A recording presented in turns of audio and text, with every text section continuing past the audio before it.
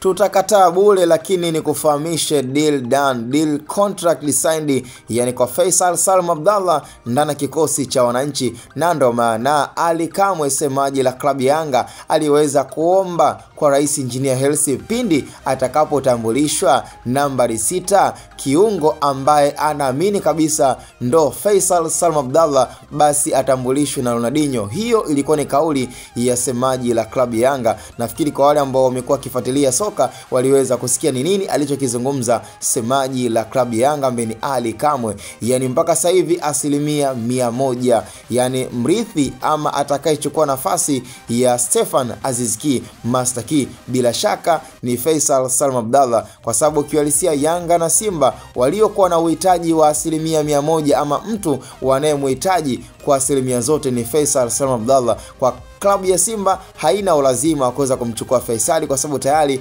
katika zile nafasi ambazo wao ni za kuongezea, sio katika idara anayochezea yani Faisal Salum Abdallah. Kwa hiyo nafikiri mpaka sasa hivi imeshajulikana kabisa kwamba Faisal yeye mwenyewe akili inachaji, yani kwenda kwenye klabu ya Simba ambayo tayari ina wachezaji inaweza ikamgharimu kuweza kukosa nafasi ya kucheza kwenye first 11. Lakini kwenye klabu ya Yanga yani ni mahitaji ambayo yako 100%, yani kwamba akiweza kutia saini mambo yamekaa sawa. Na unaambiwaje, tayari zile headquarter na maandalizi ya kuweza kumtambulisha Faisal Salum Abdallah katika ofisi mpya za Wanajangwani da Young African. Hizo ni kauli, hizo ni mbwembwe kutokea kwa mwamba Ali Kamwe, semaji la klabu Yanga. Je, ni kweli hayo yanayoyazungumza pengine yana ukweli ndani yake? Lisemwalo lipo, na kama lipo basi linakuja, acha tuseme.